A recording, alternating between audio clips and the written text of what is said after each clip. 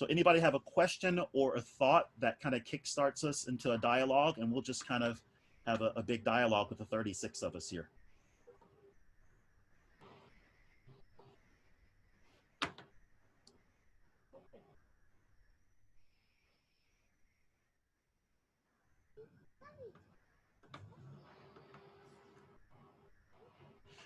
Okay, seeing none yet, I ask you a question then. How are you all, as you're going back to your fall situations, how are you considering equity in terms of how you are structuring your teaching, your repertoire selection, the way you communicate with and engage with your singers? Someone speak to that.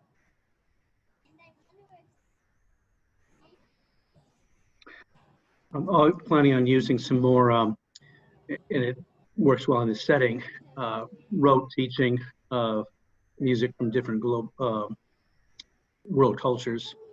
And certainly the Justice Choir book is a great resource, something like that. And then using that as a springboard for some conversation in the group. Okay.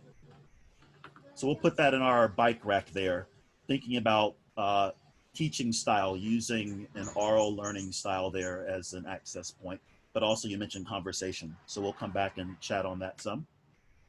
Other thoughts and other plans so far? Philip, I'll go to the hard thing. I'll put Sue? myself. Yeah. I'll put myself out there. I'll stick. Yeah. Where I find talking about anti-racism and all of that easier than dealing with the folks that say, you can't do that, it's political.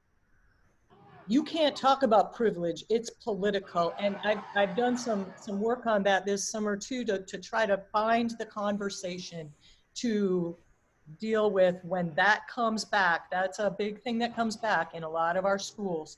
We start talking about anti-racism, we start talking about equity, and there's an assumption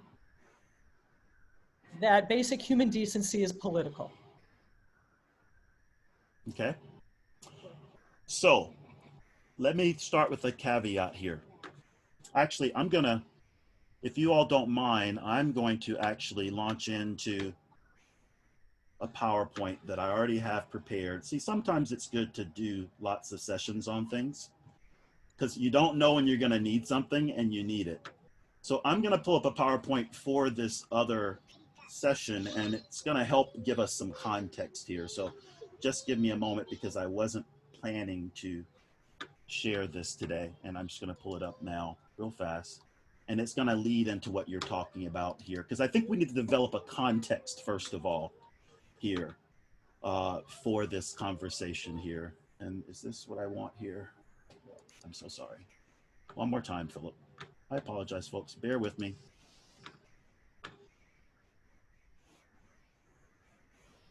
We have to understand that someone's always going to be upset with us or disagree with us. I think that's the first thing we have to just kind of be comfortable with, is that someone is going to disagree with us no matter what we do, no matter what we say.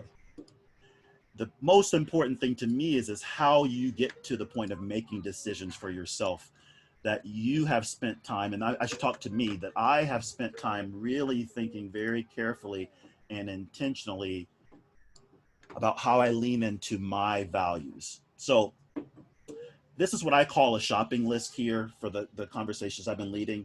But these 12 things I think are going to help each of us when we embrace not only conversations around anti-racism and equity, but implementing action. Because you're right, Sue, it's easy to talk about and to write flowery statements.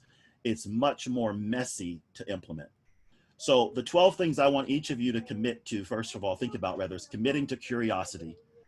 That we have to approach this from a sense of wonder, a sense of humbleness, knowing that we are going to learn things that are not on our radar and that are going to knock us off our points of comfort, make us discomforted there. And you'll see I have that in here also, lean into discomfort. So that's where we're going to grow. When we lean into those conversations, those people that bother us, because it's like, why can't you see it the way that I see it? We've got to lean into that, not to change their mind. We listen to understand, as you can see on here. So we hear their point of view and catalog it and document it so that when you speak to be understood on your side too. So I think that's the thing that I catch myself doing is when I encounter someone who doesn't see this as important, immediately I want to prove to them that they're wrong. And what I'm trying to teach myself to do is instead to listen, to understand their points and to document them so that I can then come back and have an answer to them. Because it's not my place to change their mind, but it is my place to make them hear me and to understand me. It is my place to model brave space or brave behavior. And by brave behavior, to me, that means where some of these things we're saying here, that I respect your opinion, that I'm going to hear you, that I'm going to listen to you, but I'm also going to tell you the truth as I see it, that I'm not just going to be nice and back away from telling you the truth. I think that's very important to us. Taking risk, and this is the thing as educators, I know this is the most uncomfortable because there's lots of things at stake, but I encourage you to take those risks in these conversations, knowing that sometimes you're going to step into it and you're going to F up. And hopefully in a brave world, we can all F up and then have a point to say, I'm sorry, what came out of my mouth was not what was in my mind. Let me go back and say that again and try to really get to the heart of what I was saying. If we can model that kind of space, then maybe these folks that don't want to hear what we have to say will listen to us and hear us. And here are the other three things on the left side, the right side, excuse me. Two things can be true at the same time. So there's a little bit of truth in everything, even the people we don't want to hear from. This whole thing is really messy, and there's a middle ground that we're not going to achieve a clear-cut answer. And so we've got to be comfortable with the messy middle and it not being cut and dry. Along with two things being true, that we give yes and a chance, meaning that yes, what I'm saying is right, but also a little bit of what you're saying is right too. And then we assume good intentions in each other and being aware of our impact. So coming to what you were saying here, Sue, earlier, and I'm sorry if this seems jumbled here. I'm trying to get my ground here and get to the next slide. Come on, Philip. There we go. This is an important term. Have you all seen this phrase before? Cognitive dissonance. This is what Sue is getting at the heart of. And there's a lot of people on all sides of the aisle that are here. I was watching something from the Star Tribune today, early this morning, about Mankato and about President Trump being there. And they played in the same 4-minute little video, people who supported him being there and people who did not want him there. Cognitive dissonance applied to both sides of those people, everybody there. It even applies to me when I think about President Trump, because I have a formed opinion and there's really nothing that he can do to change my opinion at this point. So I just want to be vulnerable there, because many of you may be in that case too. So I use a very real example because this is present in our life. I had a definite reaction last night to Kamala Harris and to President Obama and to President Hillary Clinton. I had a definite stance there, right? There's cognitive dissonance at play. Even with evidence that's presented, I am going to rationalize and ignore certain things because I have some core beliefs and some core experiences that I can't open my mind to seeing the other side. And so one of the things that we have to realize as educators is that everyone is on a continuum when it comes to their intercultural competency. And because not everyone is meeting with a consultant or meeting in a small group and talking about these things, they are not aware of whether they're in polarization. And polarization is when you are so tied to, it's two things in polarization. You're so tied to your own culture that anything on the outside of it, you reject it, or you're so ashamed of your own culture. And this is happening to a lot of white people right now. You're so ashamed of your own culture that you can't stand your own culture and you're trying to project by doing everything for every other culture that's not your own. And that's some of that, the white privilege that people are dealing with right now and sitting in that discomfort. So polarization can be really powerful and paralyzing because it keeps you stuck in either the here and now, or it keeps you stuck in a fantasy land where you don't accept reality. Most people are in minimization, which is we see everyone as the same, that we don't acknowledge cultural differences. We don't acknowledge that people approach things and see things differently. Fundamentally, we see everyone as the same, not just as human. We see their beliefs, their values, everything as the same. And so when people are existing in polarization or minimization, it's really challenging to get them to understand how someone else can see something from a different place. They don't understand, they haven't taken time, nor do they think they need to walk in someone else's shoes, as the phrase goes. So I just want you all to be really aware of this term, because you're going to encounter this the most when you work with parents and people who have that frame of mind that Sue was talking about. Just remember, no matter what you present to them, they're going to rationalize and try to ignore and deny it because it just doesn't fit within their core beliefs. And until their core beliefs change, it's hard to get traction. So I'm going to stop screen sharing for a second here now and come back to our conversation. My computer is not happy with me. There you are. I hope that was helpful to see that there. So coming back to our work in the schools, Sue, I think it's how can we create opportunities with our students and with your parents for them to engage with this conversation. And maybe some of you are thinking that's not my place. And I could hear that, and I'd love to hear more about that. But is there a way, if you were trying to move your program into the direction of more representation of your school community or your local community, to where your choir program, the music, the themes, the threads reflect the wider community, then you have to begin to engage with people outside of your program and have conversations with them to see what matters to them and how they see your program and how they see the work that you do, so that you can understand why they're not a part of the group. Because it's one thing to make space at the table, but, and many of you have heard me make this analogy, if I invite you over to dinner, which I do often in BC before COVID. I'm starting to say BC now. Has anyone heard that? Yeah, BC before COVID. You know, in the BC times, I'd invite you over to dinner, and most likely I'm going to cook the meal, and I'm going to choose the spices and all the ingredients. And it's great, and we'll have a lovely time, but you really haven't been a part of that process. You've just been my guest. Whereas if I was to say, hey, what if we have a meal together? What do we want to cook? Cool, let's go shopping together. What are the ingredients? Let's pick them out together. Now let's stand in the kitchen and let's cook side by side and have conversation while we cook this together. And then we put it on the table together. Now we've created this thing that really reflects both of us, that we both have an equal part into. And so it's not just you coming to my house for dinner now. It's like we really not only shared a meal, we created this meal together.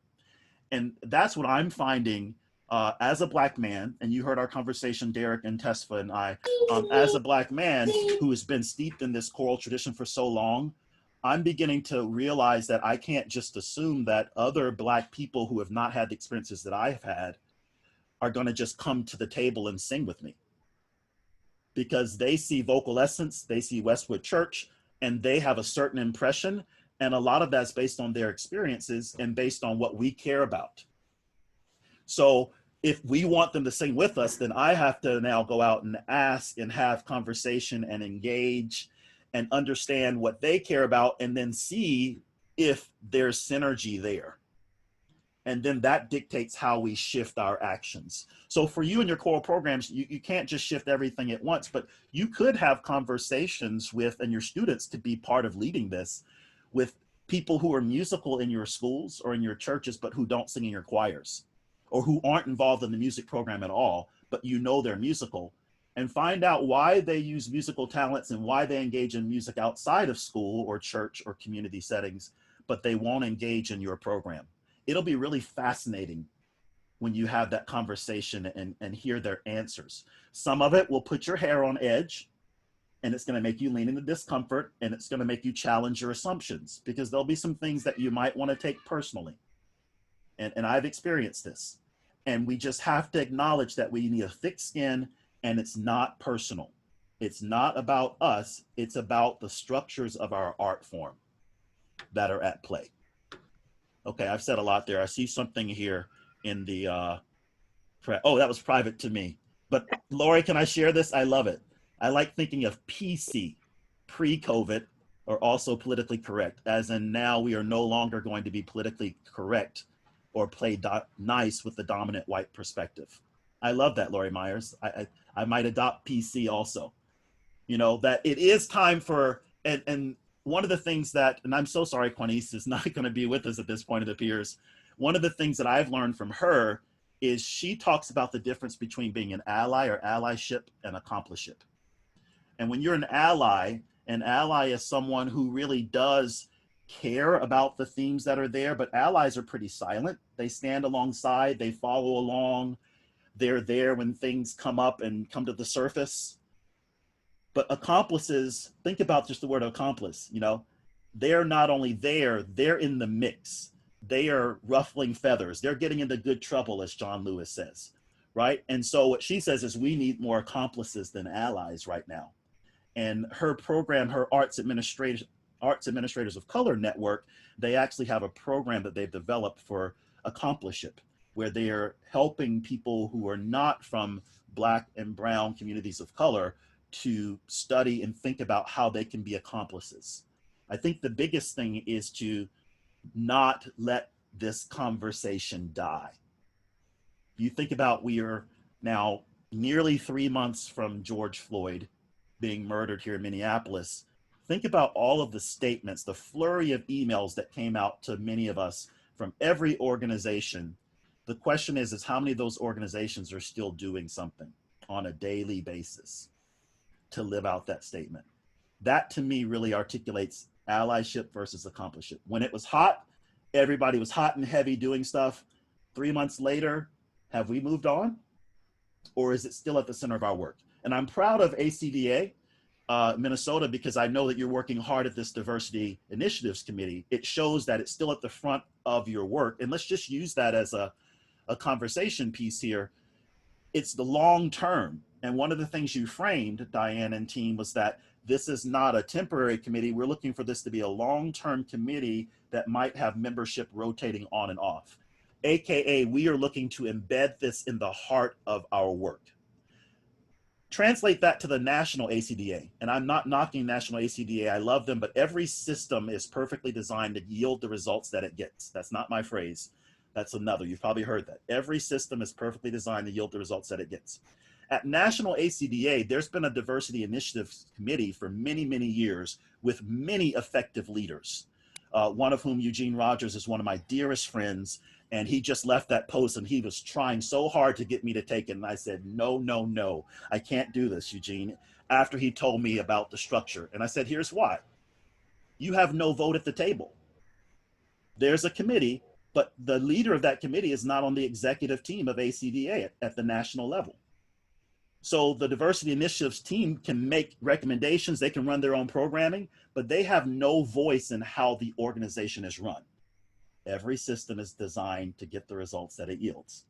And we hear these conversations about ACDA and some of the struggles that we have with it. Well, it's because they haven't changed the real inner workings of the system.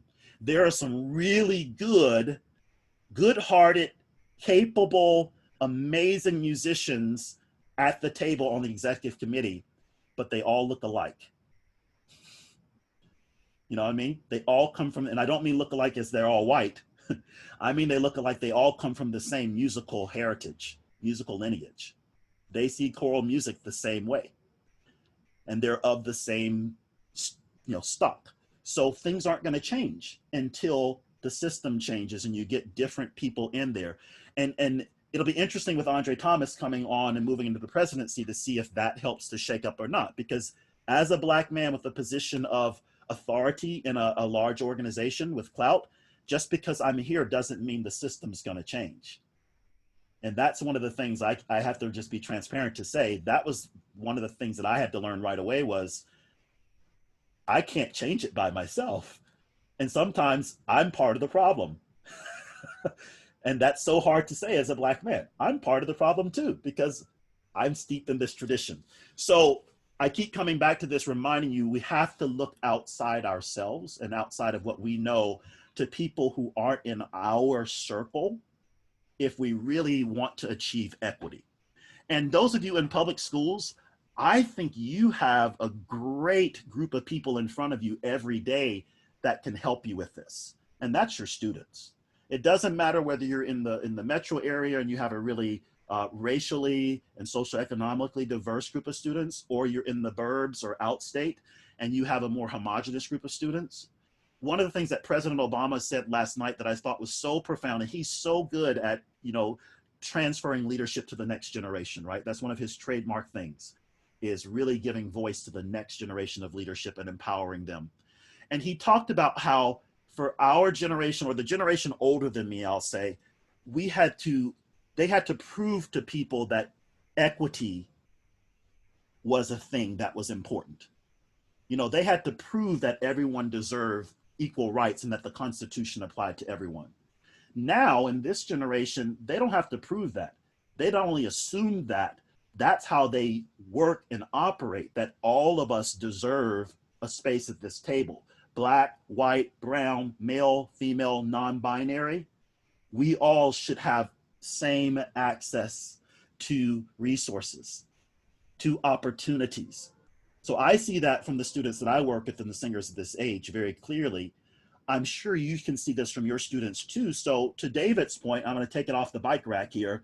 Your point about choosing repertoire that can yield conversation, I think is a fabulous way to engage this conversation and to be mission focused. And it doesn't just have to be contemporary pieces or all tradition.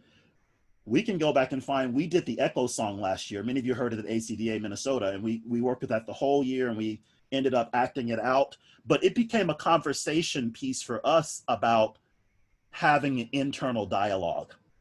What is it like to have an internal monologue where you hear yourself, and sometimes you like what you hear back, and sometimes you don't like what you hear back?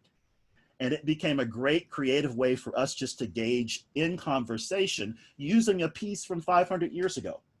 So I encourage you to get really creative. This is where it gets fun. I saw Philip Brown's message yesterday to us, and he told us to choose joy. And I am so with that. That's my love language. Not only choose joy, choose creativity. And how can we really, really, in these times when we feel like our creativity is stifled because we can't do what we used to do, how can we use creativity in the way that we pick music and set up our classes so that not only can we continue to engage in music making, but we can also begin to help our students help us to find ways to make our spaces more approachable for other singers who aren't in the room. Because I know you're like me. I can't stand it when I used to teach in the school, and I would walk down the hall and a kid was singing and I didn't know that kid. I would walk up to them and I'd be like, hey, you sound great. Why don't you sing in choir? And then they would tell me something that I didn't want to hear. And I'm like, it kind of breaks your heart a little bit. It's like, I've got everything you need right here. I'm your guy. I'm your singing guy. And in reality, maybe I wasn't what they needed.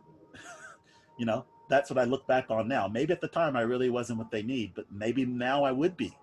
And all of you have to accept what you do well and what you're gifted in and lead with that.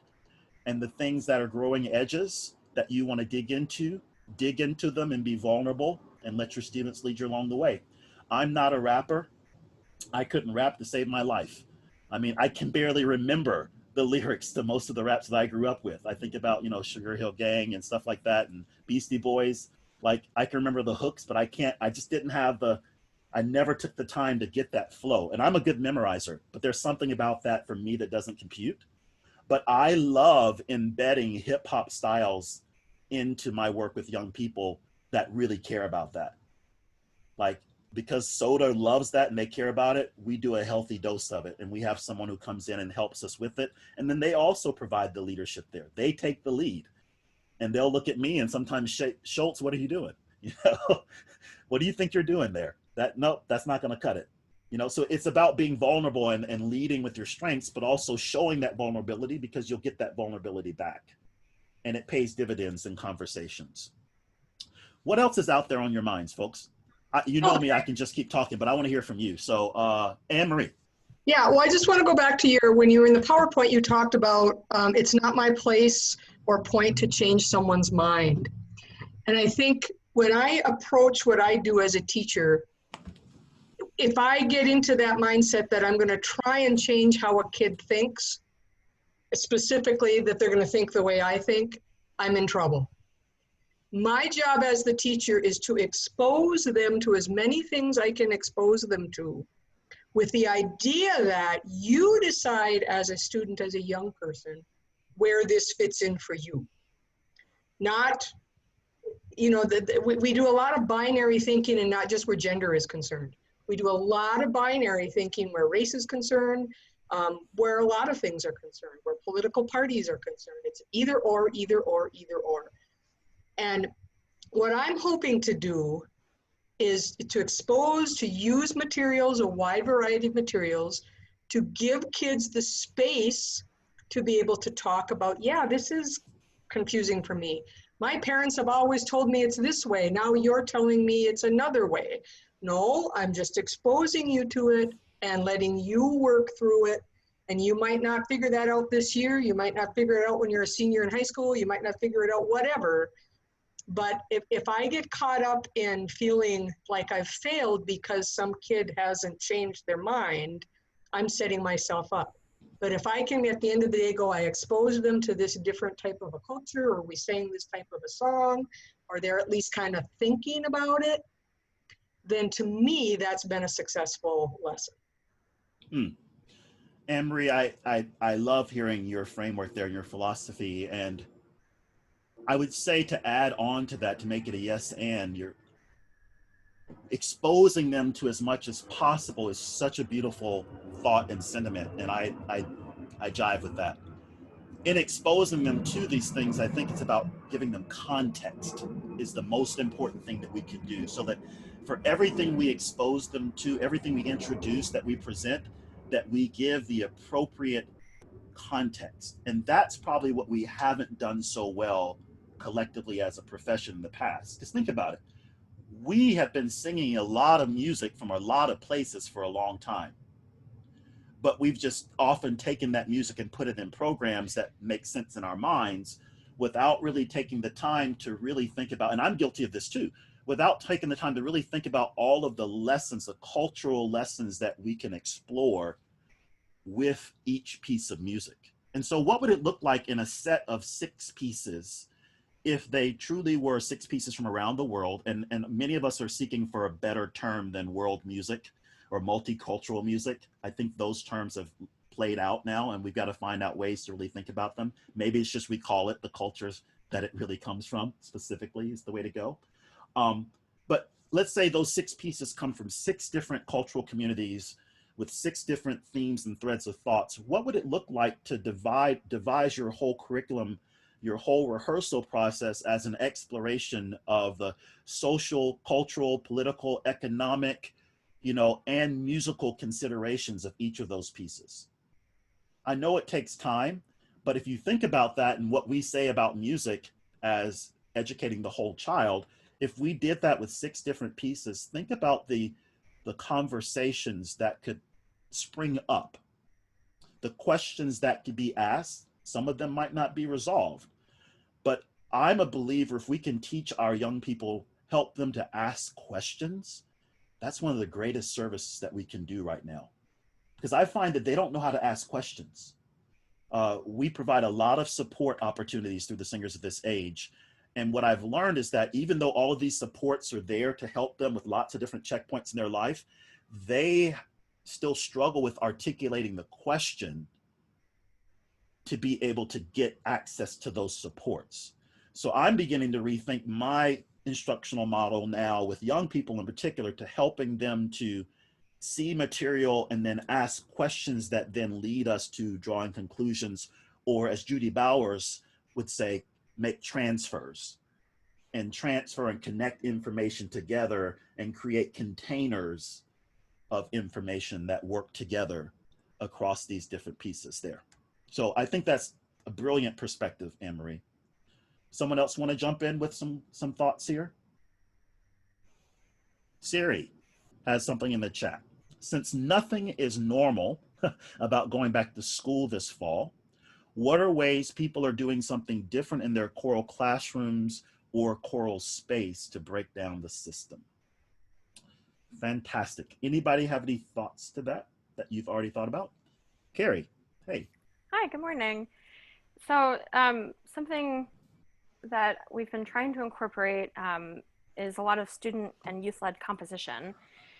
And it's been, really, really wonderful in the virtual space because they get to create the poetry or fine poetry that they like. They create imagery that goes along with this. We tell these stories and they come up with a way to create a piece of music. And whatever that looks like, I mean, we did it in a very short period of time over the summer, but we'll continue to do that. And I think this connects with how we can get more community input because they're bringing their own life experiences to this composition, but then working collaboratively to see, how does my life fit in with your life and how can we use what's going on in our world, but also what we want to see out of it and how we can make that difference. So I think that's something that we're going to use as well to open this conversation to, what, not just what's happening, but what are we doing about it? What can we do? And also, what do you want our organization to do about it? And how can we bring these things into our school lives and our home lives? And if they can't, then just having that space be a safe space for those conversations. So I really am liking this composition because it's very free flowing and it gets them singing and musical without having too much structure. And it's been really great so far. Thank you, Carrie. I love hearing that. And I'm a big fan of communication, as you know. And we have some similar philosophy with singers this age. Some of you have seen this kind of framework from me before, but this is what Carrie is explaining here. The idea of collaborative creation and exploration of personal artistry, which communication does also, working with guest artists, helping the students to focus on their own individual artistry, amplifying that, affirming their individual creation, allows us access to singing together the music that we choose as directors. They're going to jump into that. They're going to appreciate that even more. And then it also takes us down to the bottom, this idea of creating a space for these conversations and these opportunities to connect on a different level. So, and happy to share this slide with you. I saw someone taking a picture there. I'm happy to share that with you at some point if you want to see it. Oh no, Siri got kicked out. That was her question. But she's back now. So Siri, I hope if you missed that, we can take you back through it later there. We've got it all captured on the recording. Any other thoughts that are coming up from anybody there that you want to jump in? It would be wonderful, Jason says, Carrie, great ideas. It'd be wonderful if you could share the learning process and assignments that lead to students creating compositions. Do you want to share a little more about that? Sure. And this is, we're going to take the fall to really get in a groove. We just tried it over the summer when nothing else was really working because of all the tech issues. So all of the assignments were mostly in class, and we had been taking pieces from the social justice songbook and other call and response songs. So they were taking music that already existed and improving first just by speaking and then by singing responses to what they're hearing. We have a communication creed, and one of our goals working towards becoming an anti-racist organization is to adapt the creed to include our work towards becoming anti-racist. So we did a lot of brainstorming around that and created this new portion that's just I believe, and we read through that and sang through that, and that was kind of the door to creating a bigger work or something a little bit more structured. So From that, we went to storytelling, and they came up with their own personal stories of either a time where they felt put down, a time where they felt empowered, and they shared it with one another. And we collectively thought of songs we could sing or sounds we could make that would express those emotions, anywhere from something actually sung to like shh or sound effects. And once we listened to everybody's story, we combined the stories together. And this idea is kind of based off of Andre de Quadros and his empowering song method that I worked with him in Common Ground Voices on the border of Tijuana and San Diego. So this is by no means my own creation, but it's from Andre de Quadros's work, Emily Emrines, and Phillips for sure. And we kept it all in the classroom, and I think the next step is to start to figure out how to write it down. And you know, in my organization, musical literacy is important, but it's not everything, and that's also part of the way we are creating a more equitable scenario, because you know, I want them to be literate if they need to, if they want to go get a degree or they need that, but also not put all the emphasis on that. So find a way to express their composition, either in graphic design or in other kinds of imagery or movement, or if they want to actually write the notes down. So that's going to be the next step this fall. And I can keep you updated, but that's all I have for now. Thank you for being generous with that idea, Carrie. And I love how you come back and reaffirm something that I hold dear as well, about let's level the playing field about musical literacy in terms of notated music, but it's also musical literacy, our oral skills. So I do still see that as musical literacy, and I think we can do a better job now putting those on the same playing field. And this may be our season of really honing in on the oral skills. I've been posting scores. So I'm doing a lot with the church choir now and really getting them. So this is a church choir, y'all, and I'm determined every week we're going to have something in service that's going to show up. And so it's been really interesting with the new choir, just helping them to work through the system. And they shut down last March. Let me give you context. They completely shut down and didn't even meet, didn't even have Zoom gatherings or anything. And so it's been going from 0 to 100 over the last 3 weeks of just using Zoom to connect with people. And then the second thing was to then help them to see it as a viable platform for making music in some way. And so a lot of it is just helping them to understand, you know, how to use stuff. But the reason I dived into that was they are steeped in reading music, right? It's a church, Lutheran church choir. They want to see notes. They want to see rhythms. And so the funny thing is they've been seeing my screen shares. They're like, man, the music is small. I'm like, well, let's just pause. What if we do this song instead? You listen to me and sing back. It's like all of a sudden I've opened up an opportunity with this choir to help them explore music from a different perspective than they've done for a long time and considered as viable. And it just because of this wonderful platform called Zoom. Now, in reality, I've decided they're going to all come pick up a hymnal and a packet of music. And so they'll have stuff at home they can have with them. But the point is still true. Maybe this is our season of leaning into oral skills, like Carrie's saying, and creativity and creating our own compositions.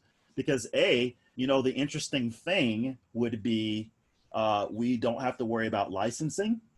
Anything that we create together, we can put up on the internet any way we want to. We can share it as a concert, a virtual choir video, whatever. It takes out a lot of those other questions that we're dealing with. And there's a sense of pride when we create something on our own. So even if it's taking a tune that's in existence, you know, a public domain folk tune or whatnot, and reharmonizing it and putting new words to it, that could be a worthwhile experience and a way to your original question, Siri, to create more equitable opportunities for our students. So Lori, I want to make sure you're asking me to call you so that you can say something to everybody, or is this for me for later? Sorry, Lori sent me a private message, so I wasn't sure how to respond, because it said you have something to add. So, no, oh, unmute your call. I got you. You called in as well as being on the screen. I see. Okay. Sorry, I'm slow sometimes. I'm trying to unmute. 612-664. Okay, I see it. I'm trying to unmute. It won't let me unmute it. Can you not unmute it on your side? There it is. You're there now, Lori. I can hear you.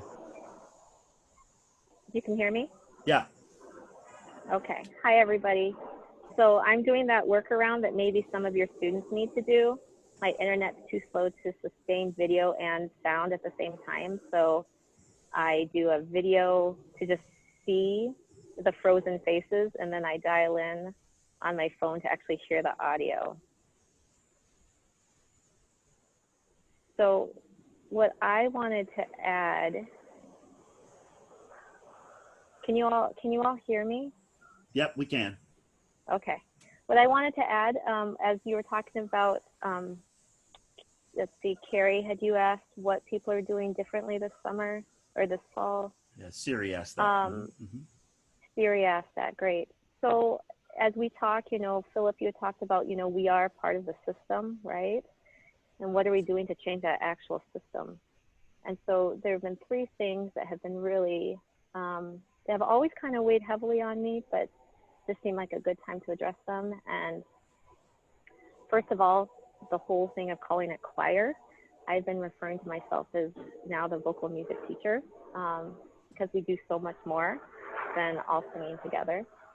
Number two, I've gone to self-selected ensembles. I know some of you have already done that a long time ago. It took me a while, and this was what this is what I needed to kind of just push it over the edge of no time better than now. There's always been this power dynamic that if a student wants to stay with, vocal music for 4 years, there is a power dynamic at play that they are seeking my approval to help them move along. And I wanted to take that out, and I wanted to make it a self-selected process so that within 5 choirs, there's a flow chart of some discernment that they have of the rigor they want, what it is they're looking for, and that there's an ensemble to fit where they are and where they want to be. And so I took auditions out for this year, and moving forward, it's all self-selected.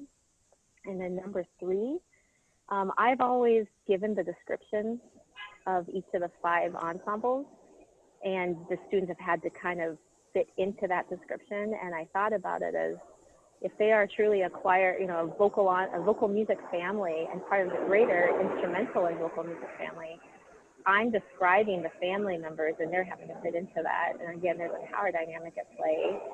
And so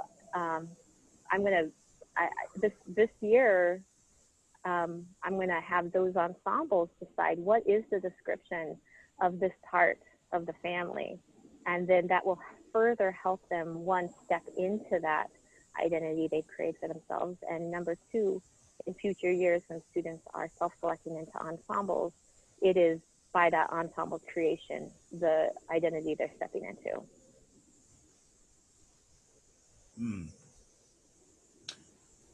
Lori, talk about, did you just get to that this summer as you were thinking through things, or has this been percolating from some of your conversations with your students? Because I know Lori's program pretty well. We share singers, and I've been there in the classroom, and I love the way that you involve them in almost every aspect of decision making in the program. They have a true voice in your program. I appreciate that. So I'm just curious, was that just your thinking, or has that been percolating coming from them as well? This hasn't been percolating from them at all, verbally. This has all been just sort of self-discernment over the years.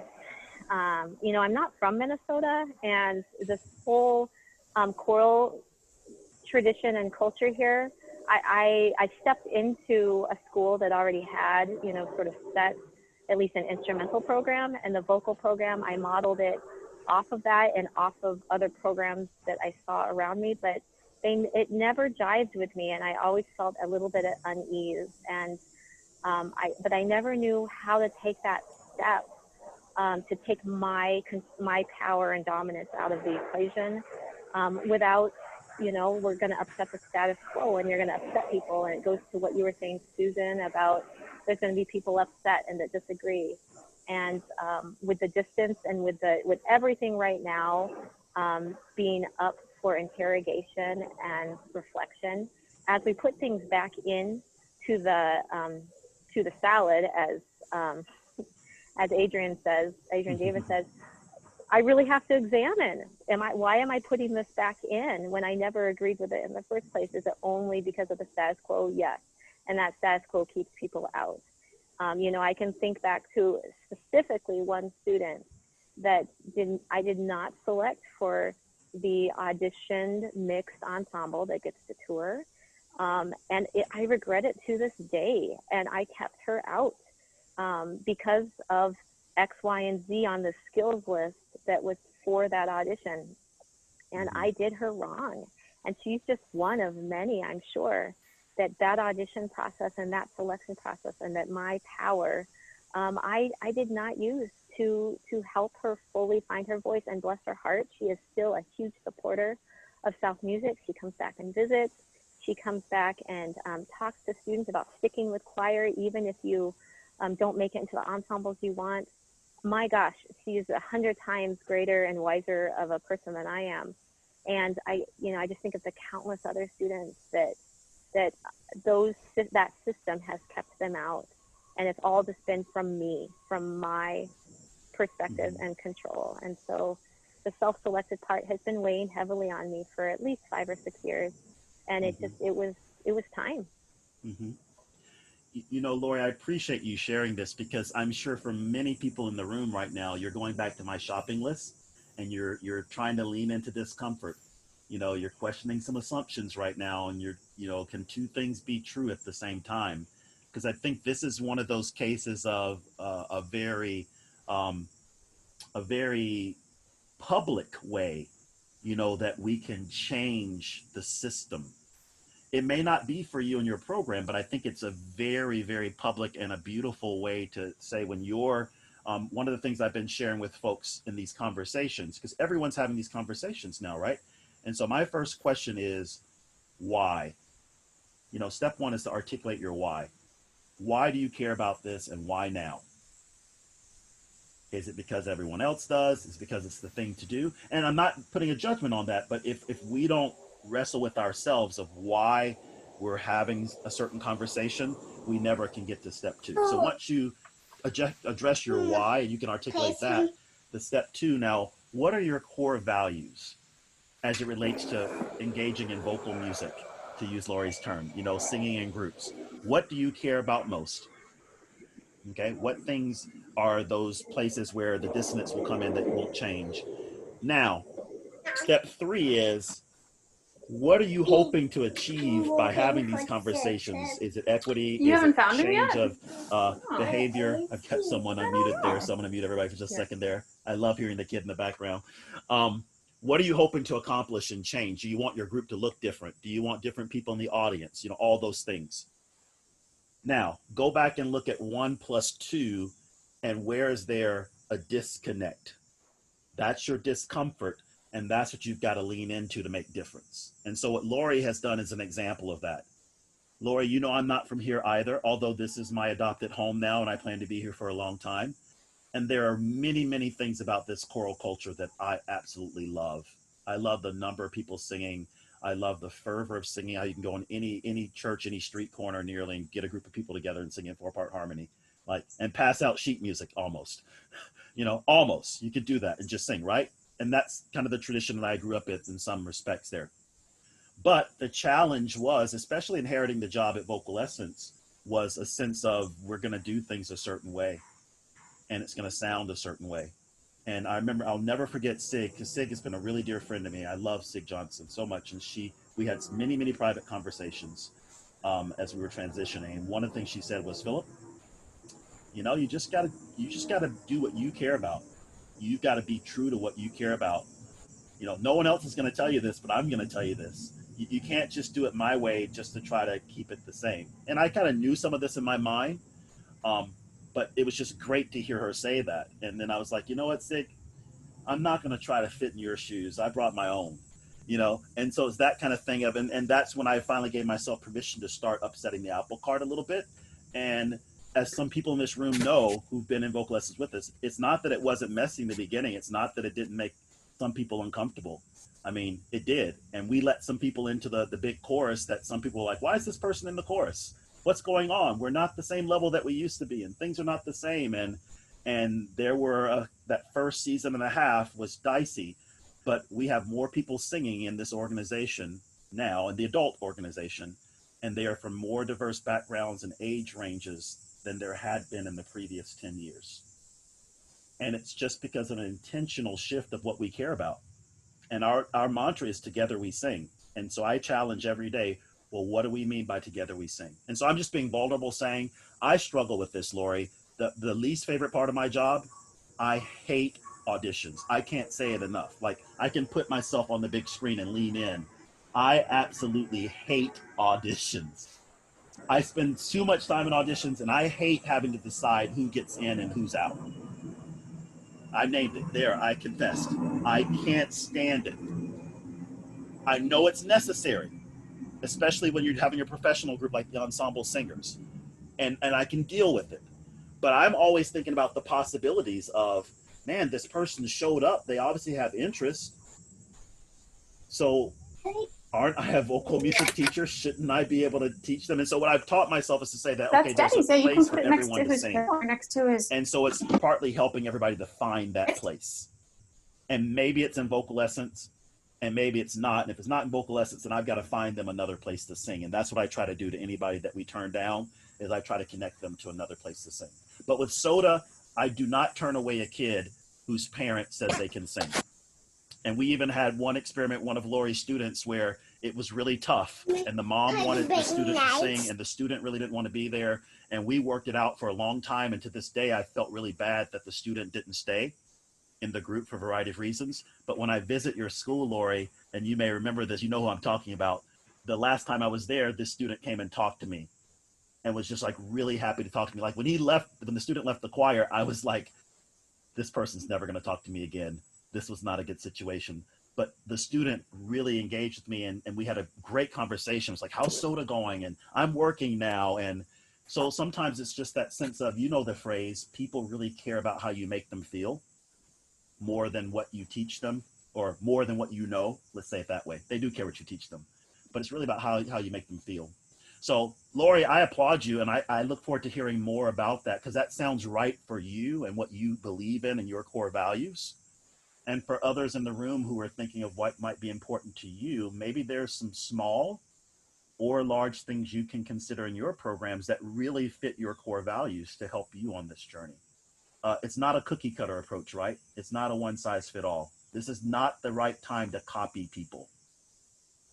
This is the time to listen to what people are doing and then internalize. Diane. Yeah, I just want to jump in because I have students arriving on Monday, and talk about a system setup, right? We have no class list, we don't have a schedule, and it's almost noon on Thursday. So just to give up the control of the system. You know, I'm a planner and it's driving me crazy. But we are on a hybrid schedule. So I'll see half my kids. And then the plan for the administration at the beginning of this was, well, if you choose all distance, which they have that option, then you don't get all your electives. You only get your core classes. And they said that because they don't have enough teachers. The system set up the way it goes. And many of our elective folks said, wait a minute. If we do that, that's going to exclude so many kids, and it can really impact what happens down the road. I mean, you think about world language and you think about music, and many of those things are the reasons that kids come back to school in the first place. We were getting emails this summer, are we going to have choir? Are we going to have band? And if not, why would I come back? You know, so that's great. So we changed our mind. They changed their mind that the electives can happen, but what happened is, of course, the elective teachers who only teach that subject are working triple hard. So we do hybrid, virtual, in-person, and district or distance. I'll have 13 different Google Classrooms to set up. And so it's going to be nuts. but to break that whole mindset of a big group, right? It's going to be small groups. So it's not the same choir as we had before. It's singing, as Stephanie said, I'm teaching singing, not choir. And when I start thinking about that, that puts me in a much better place. So it's a different mindset for me. And talking about access, I mean, we don't have a class list, so we don't really know who our distance learning kids are, but the preliminary list really showed kids of color on there more than non. And so I don't know, it's to me, when they said there's no electives, that's like a punitive thing. Like, if you don't choose to come back to school, then we're not giving you everything you wanted. And so I'm glad that changed, because those kids, all of our kids, need it. And the reasons for distance learning choices are crazy all over the board. Whatever you decide is fine. It's good for you and your family. But just know that we are going to work so hard just trying to provide that. And it blows my mind, but it's what we got to do.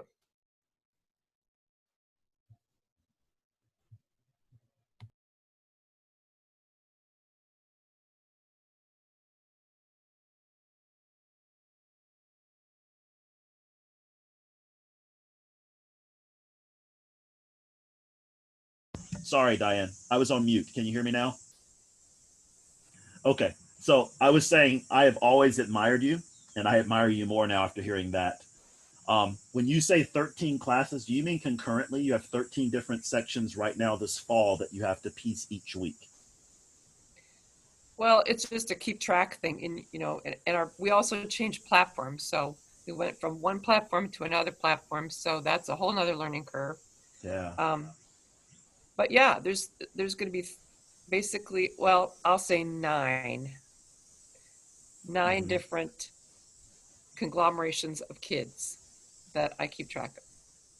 Gotcha. It's like elementary school. It's like teaching elementary music in a high school.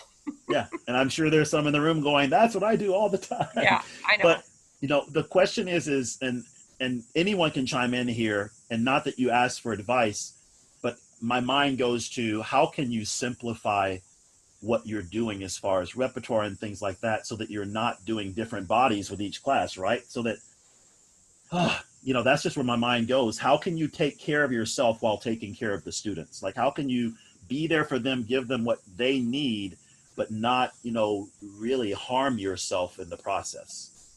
Well, and I think that's part of the thing I'm trying not to plan too much, because I'd like to have them have some voice in what we do. I'm going to say, look around the room. Here's who we're going to meet with for the next 2 months, 3 months. Who knows what's going to happen after that? Here's your class. Here's your people. What do we want to do? And I'm just going to give them we're going to sing. We're going to have some rounds. We're going to do some vocalizing. We're going to talk. We're going to connect.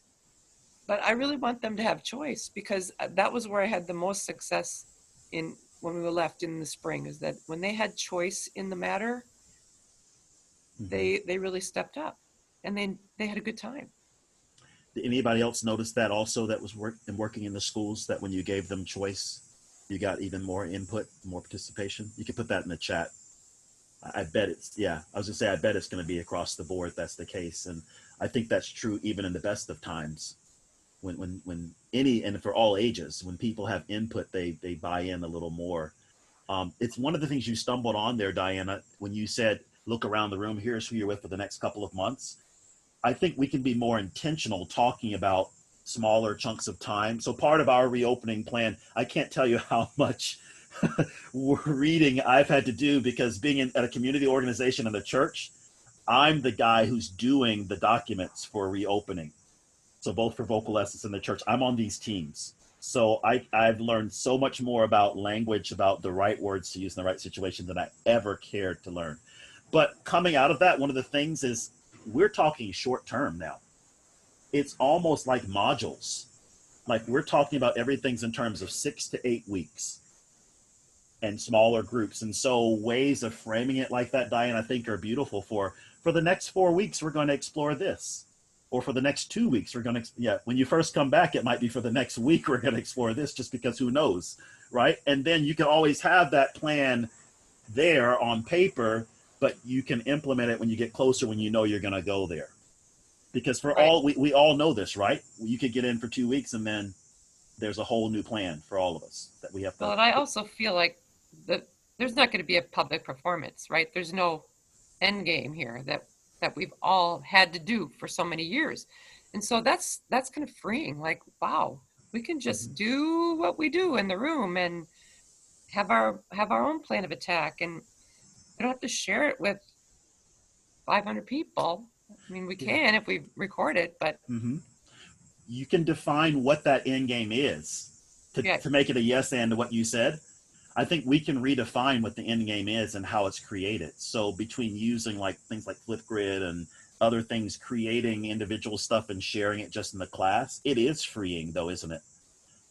Right? I wish I was in that camp. I am not in that camp, unfortunately, because church goes on every Sunday and I've got to have something in the stinking video.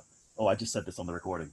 No, but you know what I mean? Like, I got to have something. So, and I'm fine with that. It's okay. But for those of you who don't have to have a public performance, again, go back to your core values.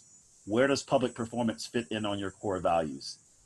And if it's a deal breaker, how do you redefine what that is so that you can create something that's meaningful to you and your students, and that people will actually take time to watch and can grow from, you know? So the core values things has really been a good litmus test for me. It keeps me out of a lot of, actually it gets me into a lot of trouble, that good kind of trouble. But it also keeps me from going down paths that are really enticing, you know, but that aren't the right ones to take. Yeah. It's kind of like, is Stephanie still on here? When I saw yesterday that there was an opportunity to work with the wonderful Stephanie Trump, I immediately thought about going back into public school education right away. And then I was like, wait a second. My core value now is I can do the most good from the community perspective, being, you know, an advocate. So I'm going to stay put where I am and help someone else work with Stephanie there at Robbinsdale Armstrong. So if you didn't know that, there is a position open to work with the fabulous Stephanie Trump. She would love a great colleague there. What other thoughts do you have, friends, as we begin to kind of wind down here? I'm grateful to you all for staying on for so long. So hopefully this means this has been a good conversation and you're getting something out of it here, because, you know, we've basically taken the whole time that we'd allotted just talking with each other. But we do have time for a couple of more things if someone has something you want to run by the group. And again, it could be in the equity advocacy space. It could be just in the space of, you know, returning together this fall. Being mindful of, I did set up a series of conversations next week. So Sunday will be primarily focused on the community groups, church and community, but anyone can attend, because I imagine we're going to spend a lot of time talking about the aerosolization study and really talking about engaging in in-person singing. I'm actually going to share the protocol documents that we've created at Vocal Essence as part of facilitating conversation and contact tracing and all the things that we're doing from a community and church standpoint. And then Monday, Tuesday, and Wednesday, on those days, you can refer back to my email. I don't remember the order that I put them in. There's a conversation each afternoon at 3:00, I believe it is the time, that is either about distance learning models and just for people to gather who are going to be doing distance, just to talk and brainstorm and share ideas and do more of what we're doing now. And then one on those of you who are in hybrid, to talk about what your hybrid model is. Thank you, Diane. I said 3:30 each day. Hybrid model, whatever that is. Again, brainstorming, talking about it. And then one for in-person, particularly geared to schools. That'll be on, I believe that one's Wednesday.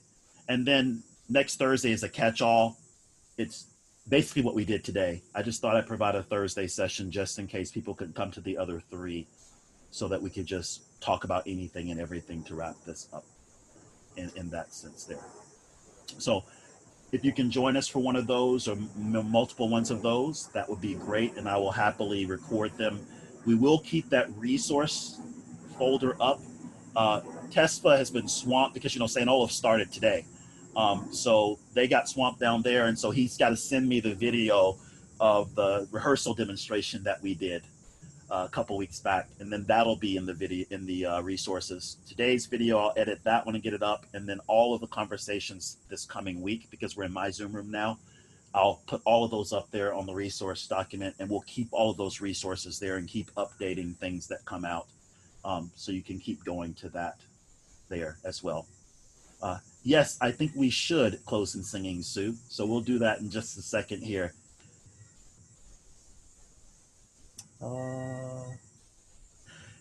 Yeah, I will share, I will put in the, I'll give you a link to the session. So I've tried not to talk about me a lot in this.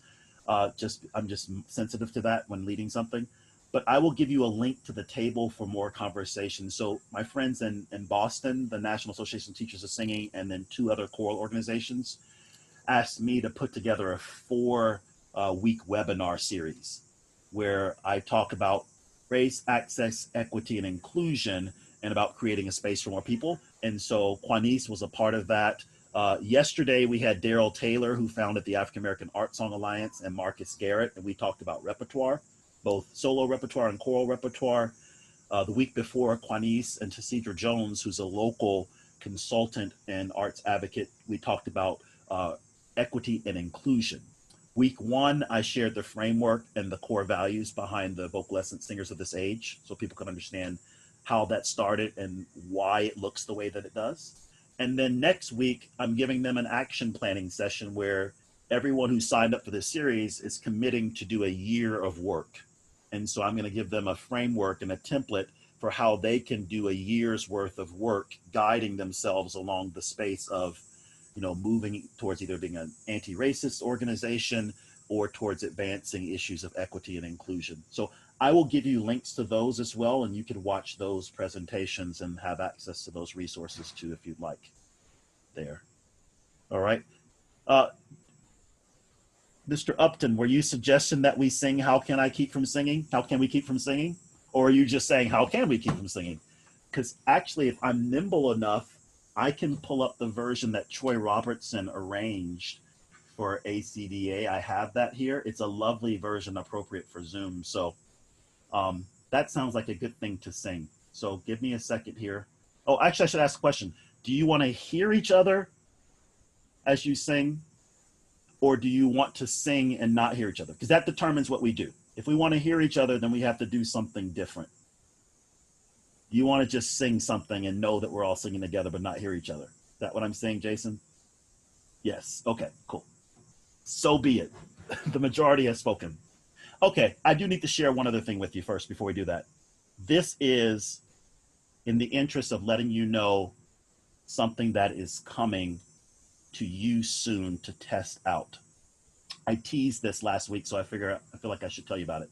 Remember when I told you we were working on a platform for how we can, for lack of a better term, create a virtual choir much more easily? Well, I have something to show you. So I'm going to log in here, and then I'm going to share my screen. And just to let you know, I'm going to let you see this and let you know we're working out the kinks of this right now with the choirs at Westwood and Vocal Essence. And pretty soon, I think we'll be able to make it available for you all to look at. So this new platform is called Song Along. It's just when you have good people around you who have skills, things can happen. So at the beginning of COVID, we were dreaming of, man, how could we use this as an iterative process? So where it's not about necessarily doing a final product, but you could get one, but where you could use this for rehearsals. So the way this system works is I go in and I set up a project like this. It's very simple. I go in, I put the name of the song in there, whatever it's going to be. Today I Sing. I upload the sheet music, so it's right there. If I want to do a click track, I can do that. And then quickly, I put in my part, my conducting track. So I come down here, I can practice if I want to, I record, I conduct, and then I come over here to the next side and I would save it. and that recording would be there, but because I didn't record anything, it's not going to show up, so I'm going to cancel that. Then I come in and I put the 4 voice parts in, or whatever else, piano, whatever, and then I send it and it gives me a link. Okay, so let me show you the back end. If I can get to the back end. Once I've done it,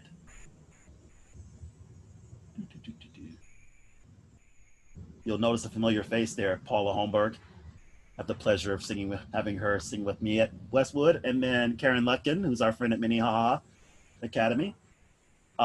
So once they send something back to me, I get it. I don't think you're going to get to hear the sound, though. I don't know if it'll share or not. I did share, but it may or may not. Who is the rock? Can you hear that? Who is the rock? Okay. So I can download this individual video if I want to, which is really cool. The thing about this process and this project that's really cool is that it syncs everything up. So once I click render video, it spits this out right here. So I could just use this like it is. Now, this one was a tricky project because I was testing conducting and singing and a quick rhythm pace. And so it didn't quite line up the first time, which is why we're still tweaking it. So you'll hear it's not perfect, but I'll play it for you anyway, a little bit of it anyway. Who is the rock? Who is the rock? So that's what came from the system. Like, I didn't have to do anything but literally put render video. What I did from there was, after I got that, now I went and I was like, okay, I want to put this in our Sunday service, but I don't want it to be that backdrop there. So, what kind of background do I want? How do I want to take this and create this? And I'm going to show you what I created. And it took me less than an hour to create this. Like, I'm so geeked out, even though I did have to go back and do some syncing because, as I shared and as you heard, it was not perfect yet. And we've been working on that now since we did that test, and we have another test out now. But still, for me, under 2 hours was really cool. Like, you know, I was like, I can do something in under 2 hours when I have to do this each week. Absolutely. So give me a second here. I'm so slow because I'm trying to share it fast. Here, I want you to see the video. It's less than 2 minutes long, so I feel like we can take this time to do it there just to encourage you. And the idea long term is that we are going to be able to share this as educators might have a way to buy a very cheap subscription. I think the next phase is we're just going to charge like $1 for a render.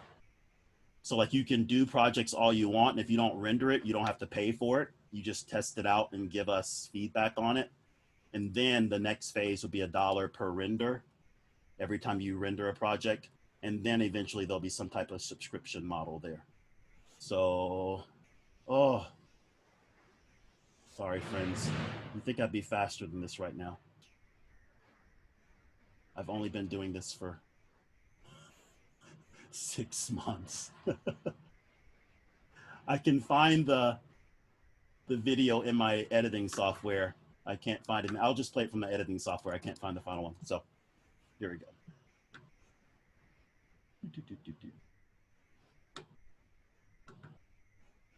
So you'll get to see the software that I use, the Movavi.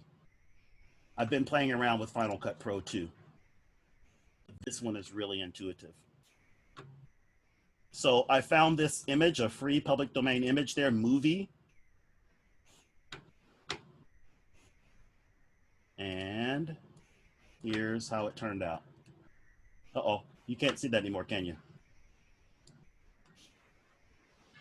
Can you see that? Okay. Who is the rock? Who is the rock? He blesses us. Jesus. He blesses us. He heals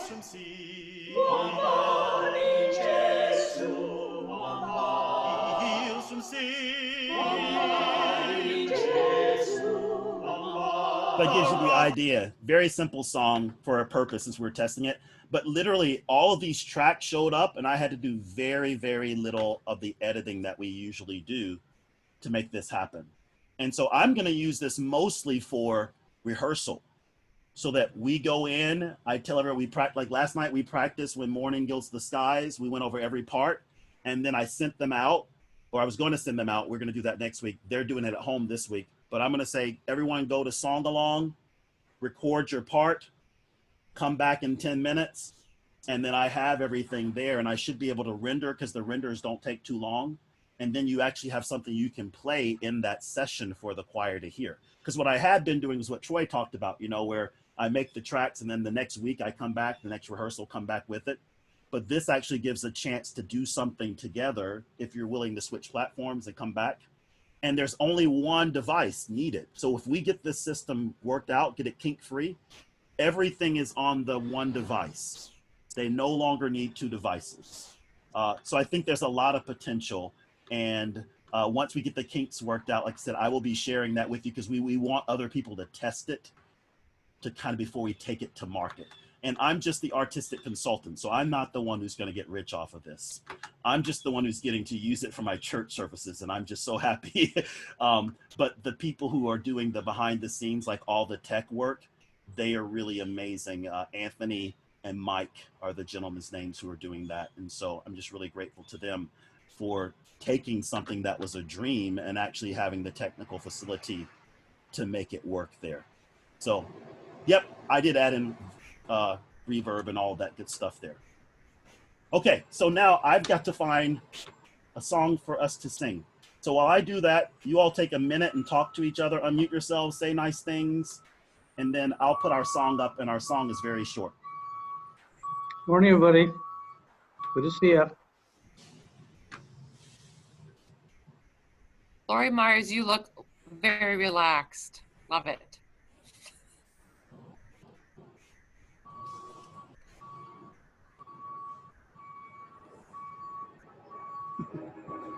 David, are you guys starting school this week or next week? Or are you waiting? September 8th. Oh, you're waiting like the rest of us. Yeah, presumably, you know, we'll. Yeah. And we're all getting ready for, because there's a zillion different ways to do it. So. Okay. And it'll change. Yeah. I love, Diane, I think your idea of the student input is great and us not having the performances. And the one positive thing is that this can be freeing for us. Right. And it can really give us a chance to try. And then we just have to put ourselves out and trust our students, trust our singers to be part of this process. And that can be scary, but good. And time. I mean, you've got time to do stuff. You can just take your time.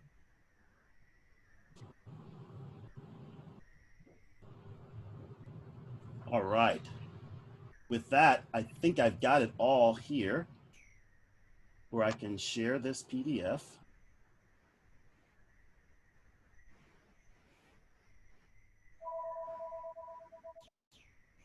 Can you all see that?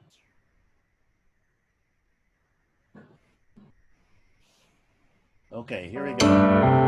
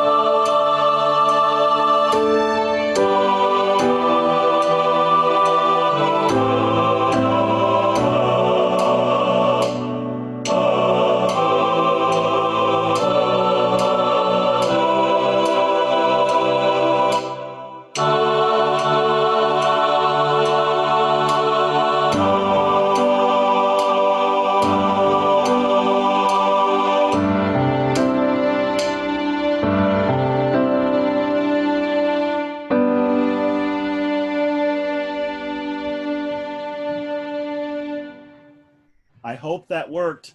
I hope you could hear it there.